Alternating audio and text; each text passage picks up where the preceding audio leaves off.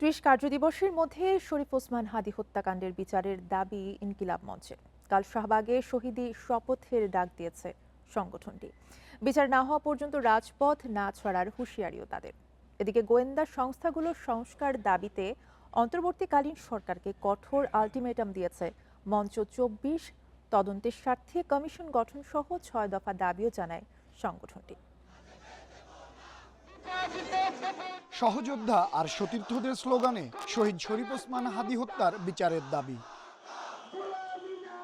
৩ দাবিতে রাজধানীর শাহবাগ থেকে ইনকিলাব মঞ্চের বিক্ষোভ মিছিল শুরু হয় বেলা ৩টায়। টিএসসি ঘুরে মিছিলটি শেষ হয় শহীদ মিনারে গিয়ে। আগামী ৩০ কার্যদিবসের মধ্যে ওসমান হাদী হত্যার বিচার এবং যথাসময়ে নির্বাচন করার দাবি জানান ইনকিলাব মঞ্চের নেতারা।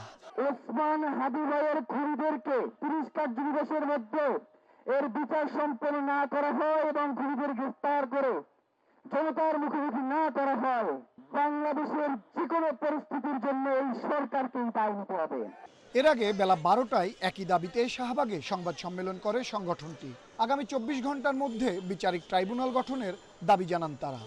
যেই বিবৃতি দিয়েছেন সেই বিবৃতিতেই আপনাদের চোখে মুখে স্পষ্ট ভেসে উঠেছে যে আপনাদের কাছেই আসলে এর কোনো সুস্পষ্ট ব্যাখ্যা নাই। রেইনবো অলরাউন্ডার এক্সটেরিয়র পে বাড়ির বাহিরের দেয়ালের সুরক্ষা নিয়ে থাকুন নিশ্চিন্ত, সাথে পাচ্ছেন 10 বছরের ওয়ারেন্টি।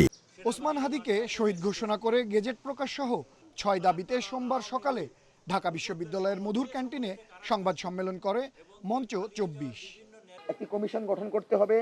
২ হচ্ছে যে সকল সাংবাদিকরা অনুসন্ধানী রিপোর্ট প্রকাশ করেছে তাদেরকে জিজ্ঞাসাবাদ করতে হবে এবং মিলিটারি ইন্টেলিজেন্সের যারা প্রধান তাদেরকে জবাবদিহিতার আওতায় আনতে হবে, কারণ তাদের কাছে তথ্য থাকার পরেও তারা অপরাধীকে গ্রেফতার করতে পারে নাই।